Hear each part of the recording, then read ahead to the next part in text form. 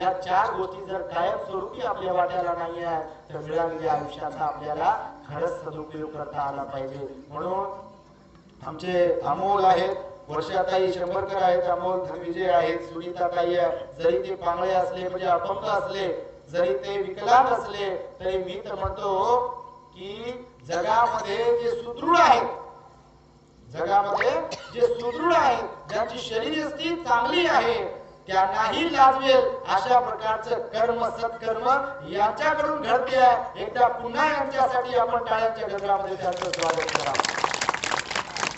आपलं शरीर कसं आहे हे महत्वाचं नाही, आपण श्रीमंत किती आहोत धनाने हे महत्वाचं नाही, आपण मनाने किती श्रीमंत आहोत हे सर्वात जास्त महत्वाचं आहे। म्हणून मनाची श्रीमंती आपल्याला कमवता आली पाहिजे हेच मी तुम्हाला आज या रोजी सांगतोय। ऍक्च्युअली वेळ पुढे पुढे सरसावतोय, आम्ही लागू